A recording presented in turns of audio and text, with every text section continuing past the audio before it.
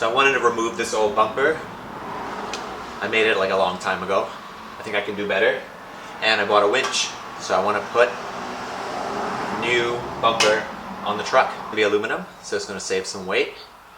And here we go. So I wanted to get the bumper as high as I possibly can to gain the most clearance and just lift the truck visually anyway. And I also wanted to maintain a similar shape and size to the old bumper, but utilize a simpler bush bar.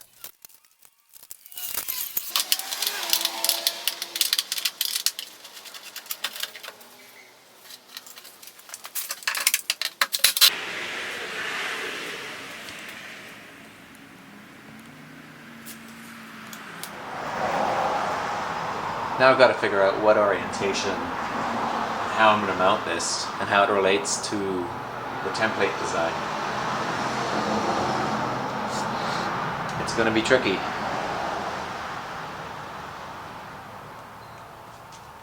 I have to be able to access this switch, the gear switch,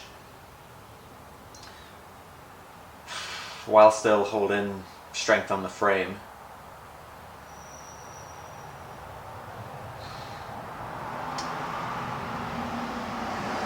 See how it goes.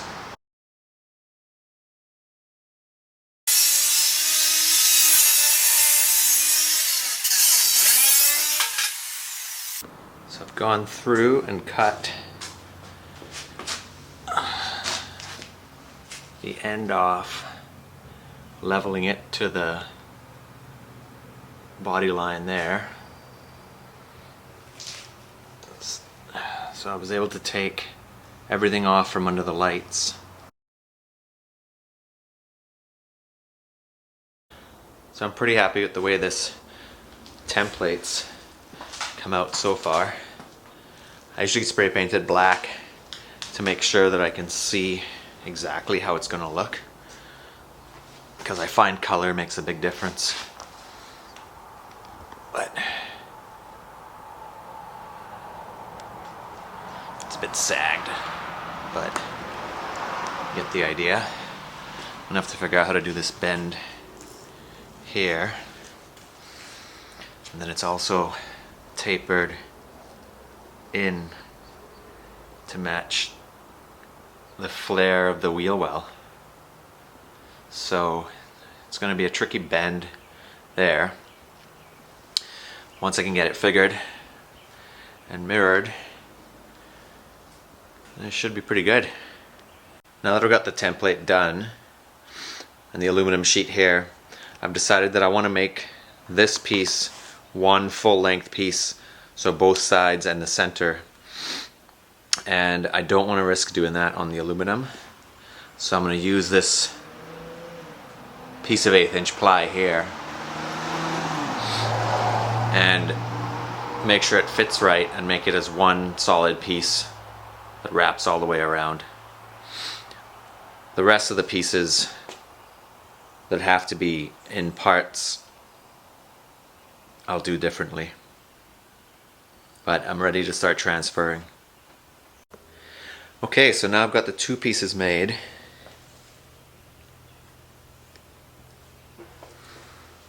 So what I'm going to do is, once I know where I want it to sit, I put a mark for my depth, and I'll transfer that mark to the other side. That way I know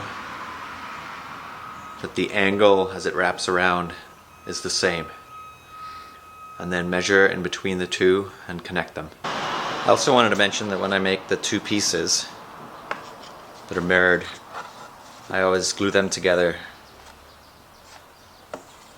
or two-sided tape, sorry, them together and form them as one. That way I know they're identical. So here's the finished piece.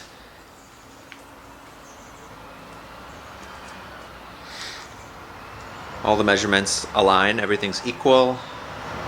that's my platform I'm going to work on. So I finished the top piece, got the center attached to the two ends. You can see the join there. I've got my piece coming down on the front, attached my cardboard template to the side, and just painted it black so I could get a visual. I think I'm happy with the design, so I'm going to move to figuring out the mounting base and transferring the parts to aluminum. So as you can see, the winch just fits inside and just about hits the AC radiator. There's about a 1/4 inch between that, so I have to figure out how to mount it to the frame here securely first, and then the bumper will slide and bolt to that mount. So I've come up with a plan. I'm going to use a piece of plate steel 1/4 inch and bridge this gap here.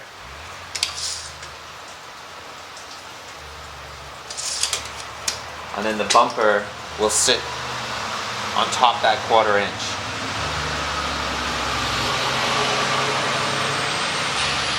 And the bumper will have side plates that come down here and bolt using the existing holes.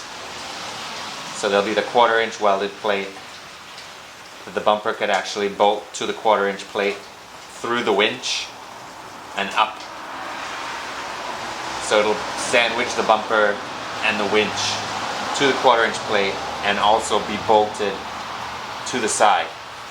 So I've just got to make that platform now, and I'm going to deal with this rust later.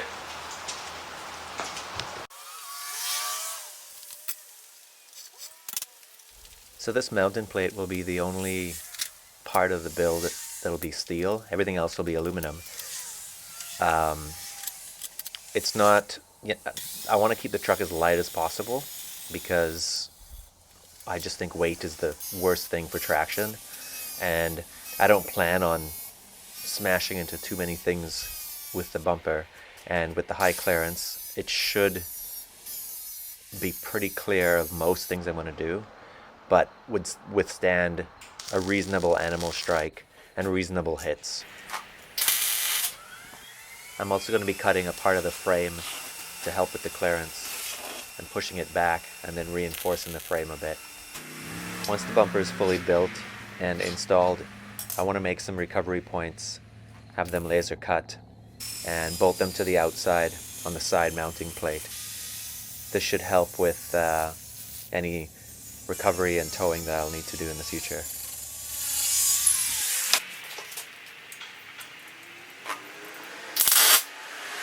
So I've got the mounting plate tacked up and attached. It's just sitting on there on shims for now, but that's enough to get the rest of the bumper built around it and hold the winch in place where it's going to be. And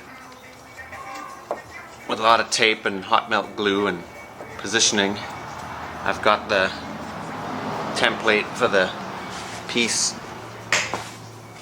that will attach the bumper on.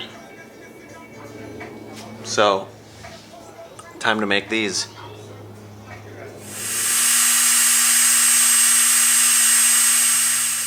One of the things that I love about aluminum fabrication is you can use pretty basic woodwork tools as long as you have the right blades and some dry lubrication.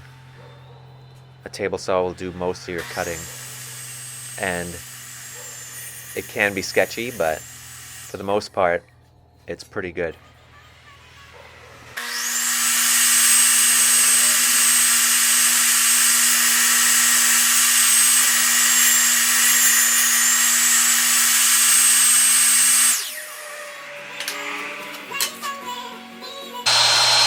With a simple stop on the table saw miter fence, you can do repeat cuts when making more than one part. So here's the bumper on the bench, and you can see the hot melt glue and plywood hold well enough for me to move it around, even with the winch inside.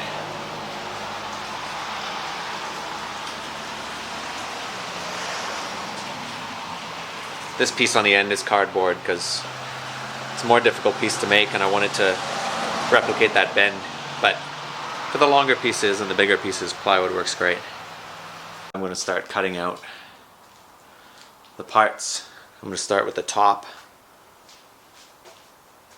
Cut that out. Attach it. And then take my measurements working down to the plate.